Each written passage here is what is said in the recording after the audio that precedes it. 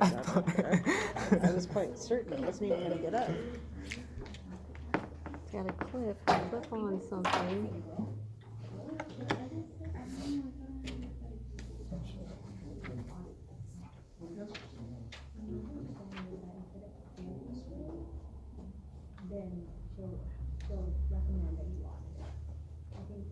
I wonder if Dr. Joe knows what it is.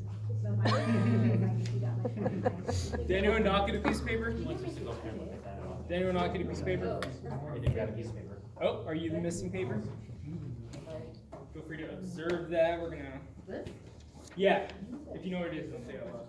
You can mess with it. You can do whatever you want. Yeah.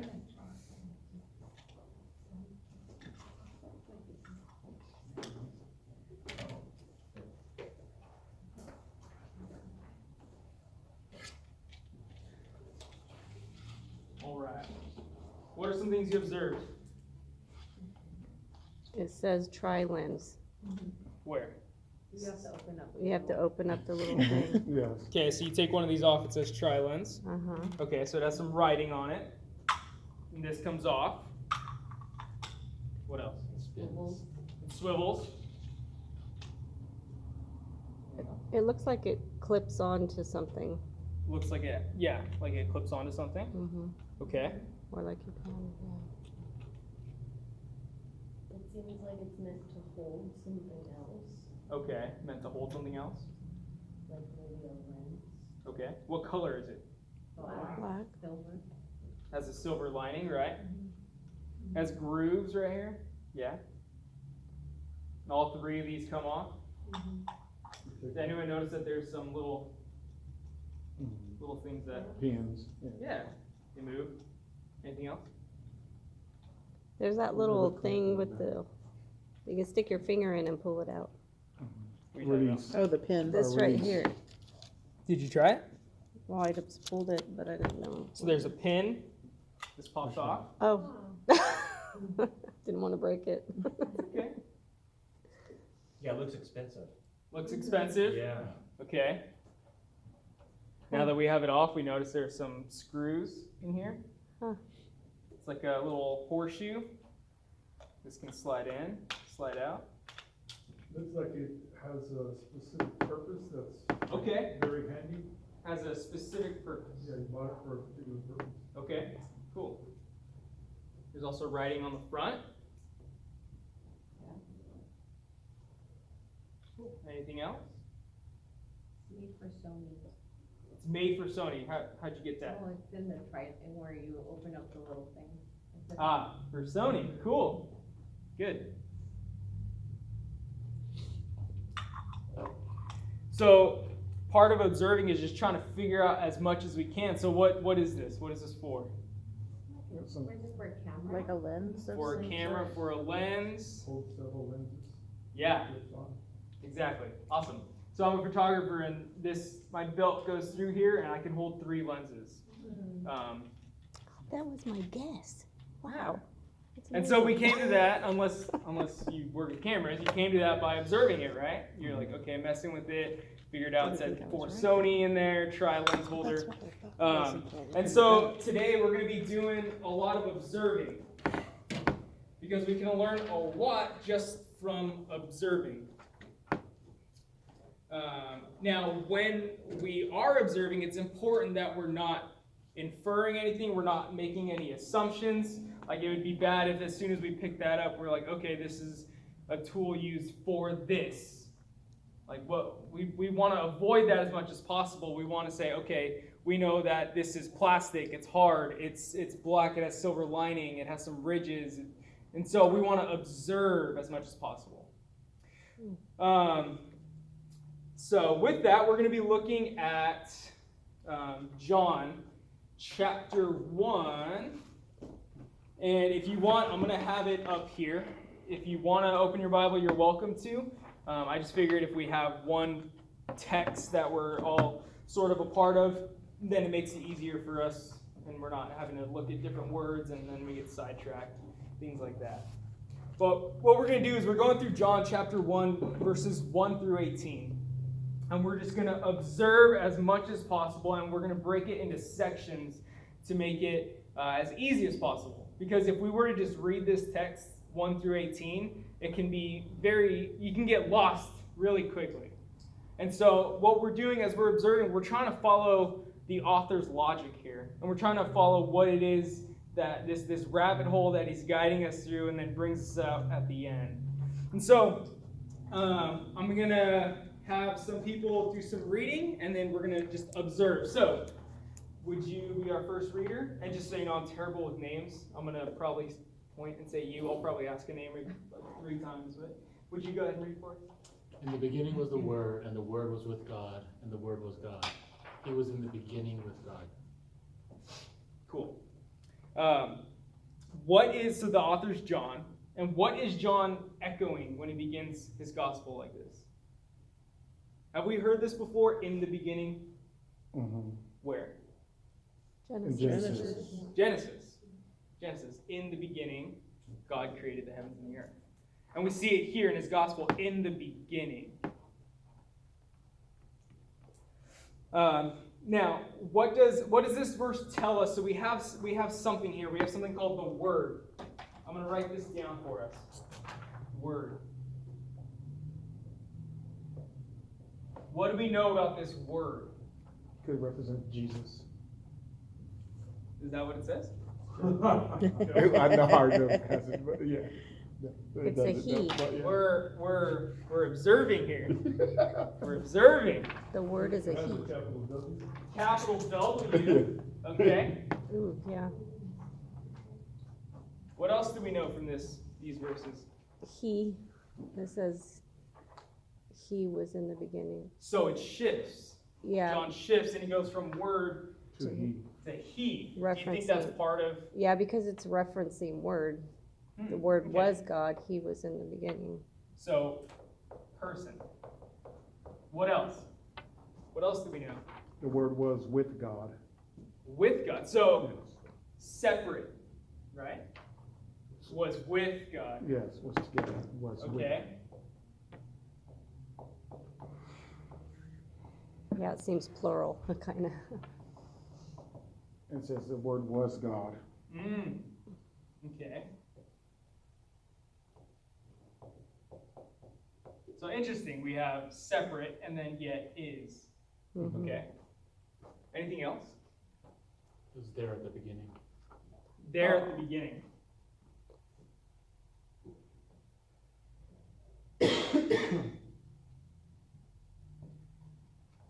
So if it's there at the beginning, does that mean it was created or was it was pre-existent? It was there. It was there. It was there. It Pre-existent. doesn't say anything He was about creating. pre-existent.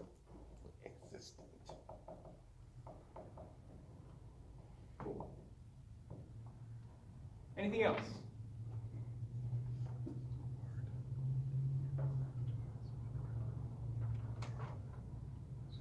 It's personified. Personified.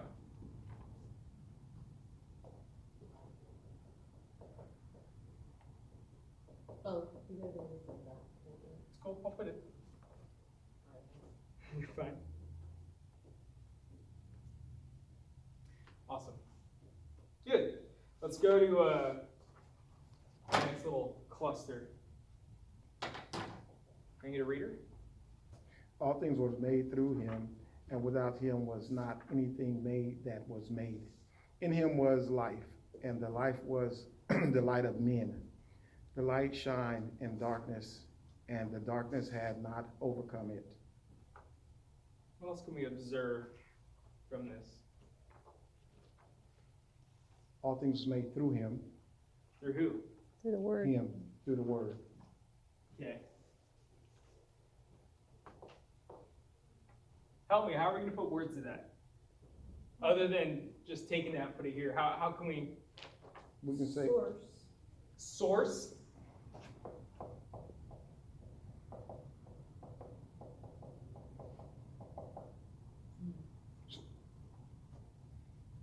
Thoughts? Sound like you want to say something? that kind of goes back to the plural. Okay, you're saying it comes back to the with God was God? Yeah, because it was made through him, so something had to make it through him. Something had to make it through him. So we could say it's an agent. Correct. Agent of creation.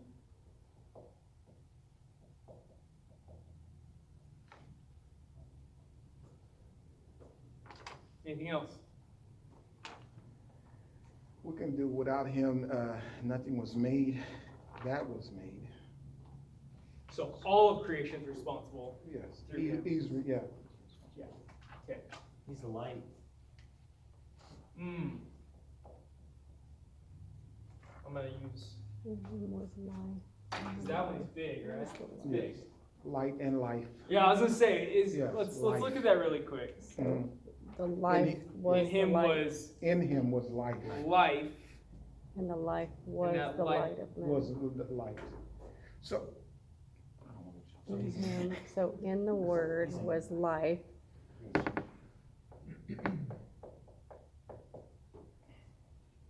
And then we're gonna put, Life was the light of men. because this light is the life, right? mhm. In him was, in the word was life. And that life was the light. In men. The light of And the men. light shines in the darkness. And the darkness has not overcome it. Mhm. This is big. Let's do that.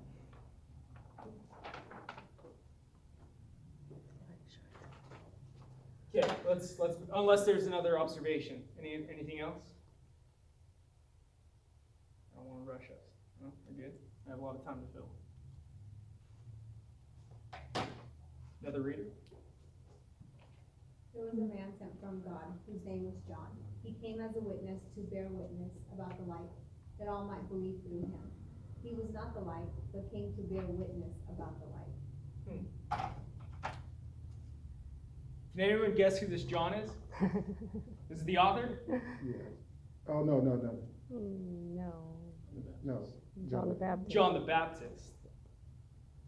But do you notice that the author doesn't call him that? His name was John. He doesn't call him John the Baptist. Why do you think the author doesn't give him that title? Because his name is John, so he doesn't have to different, it's from, Interesting. it's not him, so it's John. If it was somebody else differentiating between John and John, this is John the Baptist and this is the other John. But if I'm John, I don't have to say you're John the Baptist, you're just John because I'm the other one. Okay. Does that make sense? Yeah, no, it makes sense, absolutely. If we were to just look at this, do you think there's a reasoning why the author John does not distinguish this John as John the Baptist? If we're just looking at this, if we only had this, are there any clues? He's focusing more on John's witness than on John's baptizing. Yeah, he's focusing more on John's witness, exactly. Although the first thing I thought of was what she said. Mhm. That he'd not get confused. Right, well, he doesn't need to say it's John the Baptist, he's John. Gotcha. So, the author John is really driving home what? That John was sent from God That John was sent from God with a purpose. As to be a witness. to witness. To be a witness, yes, that's all, yes. Because you see witness stated 3 times in the text. You can almost read it as, we'll Good call job. him John, Mhm. Yes. right? Sure, yeah. Because emphasis is on witness. And then, anything else you want to observe? But he was not the light. Not the light.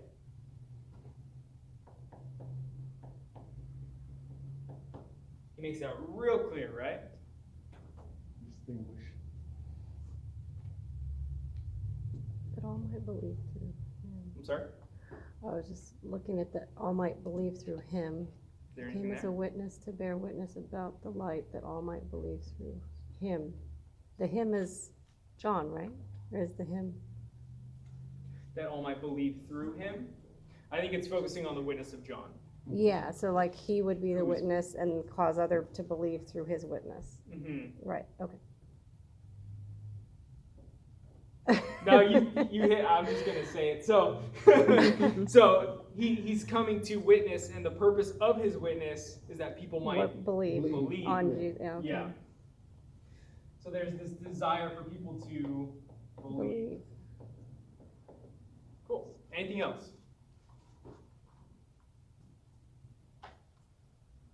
Looking good? I can move on? Can I get another reader? It's starting to get long, I know.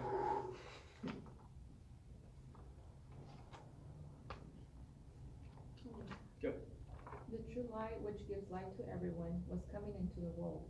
He was in the world, and the world was made through him, yet the world did not know him. He came to his own, and his own people did not receive him. But to all who did receive him, who believed in his name, he gave the right to become children of God, who were born not of blood, nor of the will of the flesh, nor of the will of man, but of God. Thank you. So here, this is at the beginning of verse 9, the author transitions back to talking about the light. He says something about the light at the beginning. And it's pretty important. What does he The say? true light. True light, yeah. Mhm.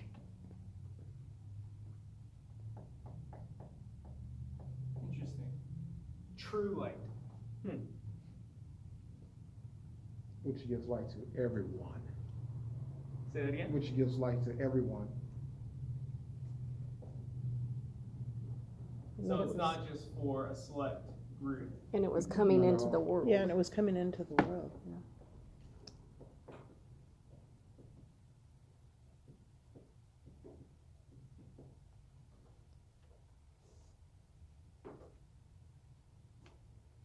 What verse is this?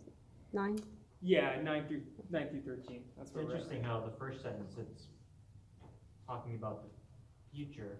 In the second one, it kind of sounds like he's already there, but he's not. Hmm. You know what I mean? It's like Yeah. he's coming, but then it says he was In the world. in the Yeah. world. So, not trying to figure that out. Not sure what that means. I'll have an answer for you after. Probably because he always was. He, Mm. you know, he always was, and always is, and will be. Mhm.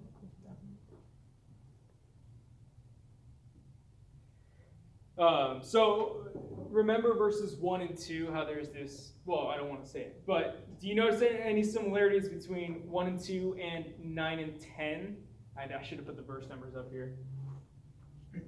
I'll refresh your memory on verses 1 and 2. In the beginning was the Word was with God, and the Word was God. He was in the beginning with God. And now at verse 9, he's talking about the light, right? And he was in the world. He does one of those pivots again, where he's talking about something abstract and then moves towards a person. Oh, And I'm going to argue that it's because this is tied into the Word. So you could replace it. The true light, which gives light to everyone, was coming into the world. The Word was in the world. Okay, so we see that this is a person. This is a person. A person who is the Word and responsible for the creation of the world. And this person contains life. And it says he entered into his own creation, but the world didn't even know him. And the author still hasn't told us who this person is. There's no name given yet. But we know that he went to his own people, and his own people rejected him. But what does the author say to those who receive him? Give them the right to be children of God.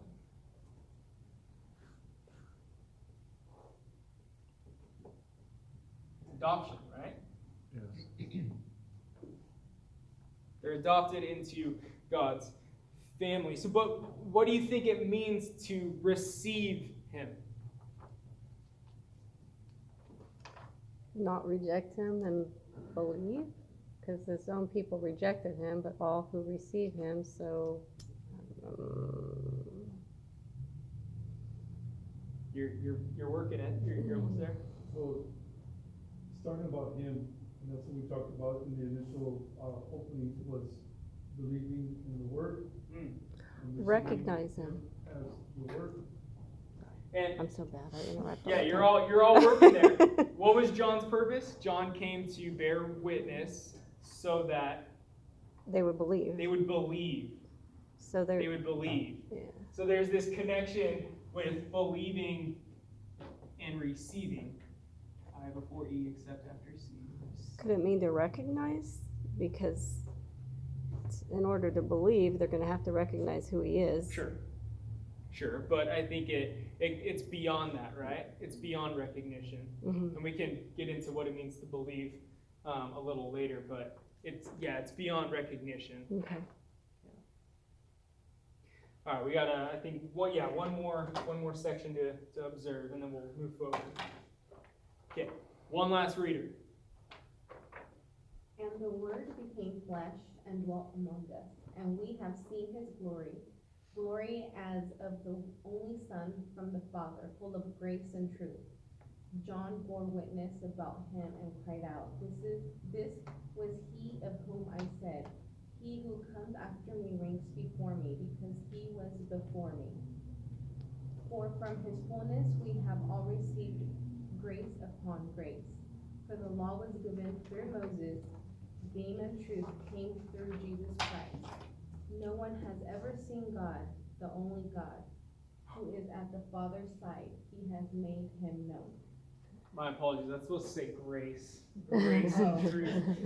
I was thinking, that's where I zeroed in on. I'm like, wow, I haven't heard that before. Yeah, game and truth. You didn't know? My bad. Okay, so what did we know before this section? What did we know about the Word? Help me recap this. What did we know about the Word? Was God. Was God, was God. Beginning. Was a person, created everything, source of life and light. Yes. Perfect. Just Thank you. reading off the- Now, when we look at verse 14, that's the first one. When we look at verse 14, what does this inform us about the Word? He became flesh. It became flesh. What does that mean? Became flesh. Human. Became human. He was present, physically present.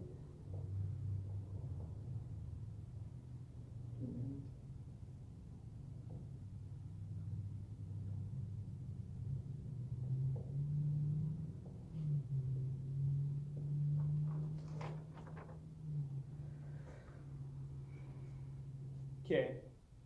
So John comes back to these terms grace and truth in verse 17. When he does, he gives us some huge information about grace and truth. What is vitally important in verse 17? I really should have put the numbers in there. Game. Where does it start?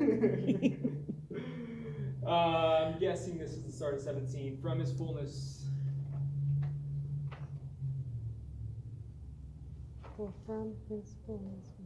It's probably these two sentences, or it's this one, for sure this one. For the law was given through Moses. Grace and truth came through Jesus Christ. So the law came through Moses, but They gave him a name. His name, Jesus Christ. Good. Yes. gave him a name. Yes. This word is finally given a name. Yes.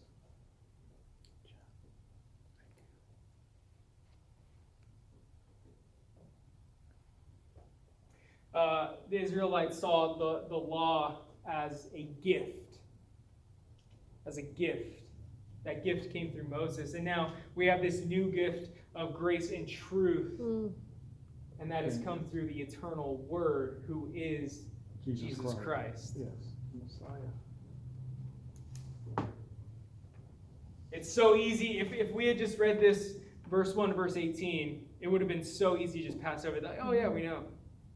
Right? I did when I first read it. And according to verse 18, which is going to be this last verse, according to verse 18, you can read again that last sentence. What has Jesus done? Made him known, because we can't see God, but now we can see it. Jesus. Made him known. Didn't Moses see God? Or no?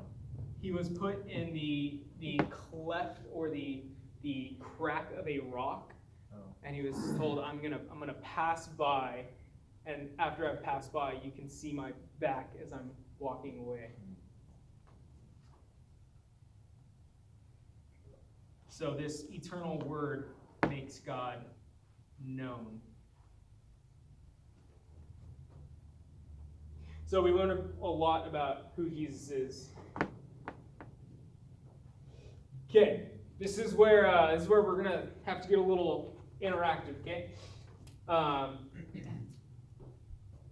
I know Google isn't always the greatest source of knowledge, but it's gonna be sufficient for right now. So not break up. You'll be fine. You can get into groups of the back row can be a group of 3, and then get into groups of 2. And you're going to Google 2 things. Okay, 2 things. Each of you Googles something different. And then after you've Googled it and you read, you're going to kind of share a little bit with your neighbor about what it is that you read. And you want, that's why, not the paper I gave you, but another paper, you can go ahead and write some observations about what it is that you read up on. So, one of you is going to be Group A, and one of you is going to be Group B. And you're going to want to Google, Group A is going to Google Gnosticism, and Group B, Google Stoicism. You can click on Wikipedia, you can So grab we need to something do that's something Yeah, so separate? you I'll do do that one. Wikipedia works really well for Gnosticism. Stoicism, if you're having trouble, then raise your hand, I'll come help you. Okay? Who's group A? Just right next to you. Just right next to you. One of you be A, one of you be B. Oh, I see. Yeah. Yeah. Hi. Okay. Oh, I'm sorry. You want mine? No, it's okay, we can look it up. Okay. Okay, so I looked up the first one, and then the critical movement of the 2nd century Christian movement. Wait, are we supposed to be talking about this? You can, yeah, if you want to talk to me, go. Once you gotta have some information, share it with your neighbors. That's the first one. If Stoicism isn't giving you what you need, then look up. Stoicism. Oh, that's not gonna help. I got it, I think I got it. I just put Stoicism defined. Okay, so. For the logo. So if Stoicism is giving you trouble, look up the Logos.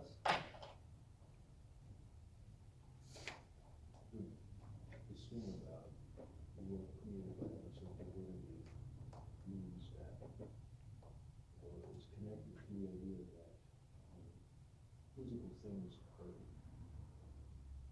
lesser representations of what's real, and the real is Gnostic, which is the spirit, but not physical. So this. Okay.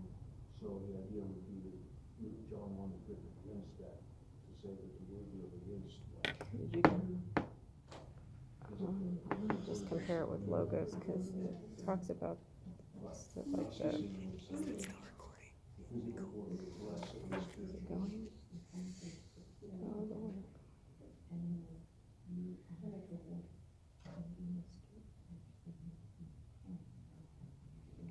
The Word of God, or principle of divine reason, the creative word identified in the Gospel of John with the 2nd person of the Trinity. And see, that's just, Stoicism is like a school of thought that, like, knowledge and is like the highest. And endurance of pain, hardship, displaying the feelings without complaint. Engineering school. Are you wanting us to do, like, talk about the highest good based on knowledge? Is that not what you're looking for? Sorta. Try searching the logos. Okay, I did that, and that just basically says Jesus being the Trinity, I think. Does derive from ancient religious ideas or systems in the first century. The Word of God, the principle of divine reason and creative order identified in the Gospel of John with the second person of the Trinity. Okay. Or should I go down more? Derived from Greek, logos means logic, so the other one said knowledge. Logos is a literary device that can be described as a statement, sentence, or argument used to convince or persuade the target audience by employing reason and logic in everyday life. It's been on pathos. Is that not what you're looking for? Doesn't really deal Western with sentence, but with rhetorical religious drive. enlightenment. Okay. Click on it. Yeah. And Christ is the emissary of the most supreme divine being. Ooh, whoa. What happened there? Well, where did it go? That was strange. I didn't get go back down. I wonder why I went black like that. That was weird. If I do it again, sorry for the interruption. Trying to give me a credit card. Plea, opinion, expectation, word, speech, account, reason, proportion. Discourse, it became a technical term, beginning with. The word of God. Oh, here we go. Out here? Yeah, that was. Spoke of the logos, the generative principle of the universe, which foreshadows related concepts. Okay, Is that kind of I'll probably just give you end up giving you the Christian? Well, the Gospel of John, it does talk about that. Identifies the Christian logos through which all things are made as divine. So logos is the seed. Jesus Christ as the incarnate logos. And each human being is a We're part gonna of understand that this. seed. What was yours? Gnostics believe that So that the world was created by a lesser divinity, and that Christ was kind of remote. So I found one in John, so it says Christian logos through which all things are made as divine. I think I found it, Brian. Because it says through which all things are made as divine. Is that what you're looking for? So the Gospel of John, through which all things are made as divine. Logos and further ideas. So it kind of talks about Jesus, but so hers is like a lesser existence. Well, this is interesting.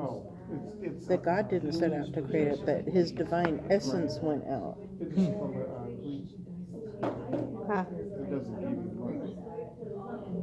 So sounds really dumb, but agnostic, is that where is it, they're pronouncing the G, is it agnostic?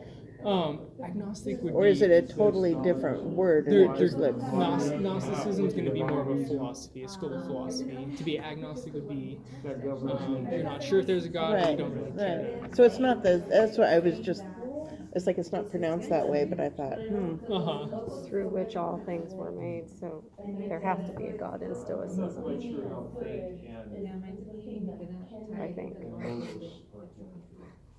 Gnostics also believe that what's pleroma? Yeah, Have you ever heard of that before? I'm gonna chime in here because I know that it sounds like there's a lot of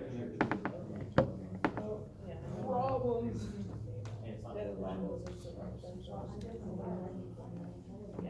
This logos is identified with the Gospel of John. Okay, I'm gonna try to help direct this a bit because that went a little bit south. So let's talk really quick about Gnosticism. What did y'all kind of discover with Gnosticism? it's not related to Christianity, it's kind of the opposite. Okay, tell me more. Well, Gnostics believe that they possess some sort of a higher truth, that they have a higher knowledge, not from the Bible, but through some sort of mystical higher plane, and they're privileged with a deeper understanding of God, they say. Okay. And they assert that matter is inherently evil and spirit is good. Interesting. And so, that says here, as a result of this, Gnostics believe anything done in the body, even the grossest sin, has no meaning because real life exists only in the spirit. In spirit. Not Okay. in the body. So Gnostics are highly concerned with spirit. Anyone else that looked up Gnosticism want to chime in? Yes, the Gnostic doctrine taught that the world was created and ruled by a lesser divinity, Okay. and, That's what you got. they say that, the demiurge, and that Christ was an emissary of the remote supreme divine being, who enabled the redemption of the human spirit. Okay. They're saying that Jesus is a lesser God, not God, but Okay. Okay. Thanks. Anyone else? So one of the big things,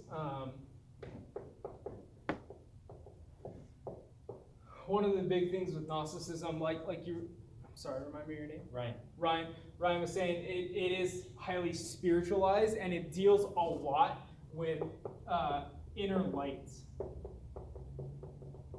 Deals a lot with inner light. That there's this divine light that is inside of you, and that you need to move towards morally, and that divine light becomes greater inside of you, and you become holier. And it's extremely spiritualized. And it's highly connected to this right here. And then with group B, with Stoicism, one of the foundational points has to do with the Logos, and it has to do what it is in their eyes, in the Stoics' eyes, this Logos is this impersonal, that's the key word there, impersonal principle of reason. This impersonal principle of reason that is responsible for the foundations of the earth, that is responsible for all of existence. And clearly that's over here, right? So what is John doing? Because these are philosophies. These are philosophies that are alive at the time. And what is John doing? Bringing them together. he's arguing Christianity against these philosophies. Yes, he's bringing them together and he's arguing against them, right? So there's this backdrop of these beliefs in culture, and he formulates this elaborate explanation of the gospel against this backdrop. So he's talking to them in language that they kind of understand because of their philosophies at the time. Right. To the Greek understands this when it says in the beginning was the word, that word is logos. So to the Greek, they understand that. Mm-hmm. That's that impersonal principle of reason that's responsible for all creation. But then also, what is the words of the Israelite? The law? It's the law. It's how did God create the world? Oh, because He it's spoken spoke word. it. Yeah. He spoke it, his physical word, but then also, like I said, the law. They have the word of God in hand. Mm-hmm. He's approaching both the Israelite and the Jew by talking about the word. And he's able to reach them again with life and with light. So against this cultural backdrop, with these Greek philosophies, and with Judaism, he's saying, look, this impersonal principle of reason Is now personal. has a name. His name is Jesus.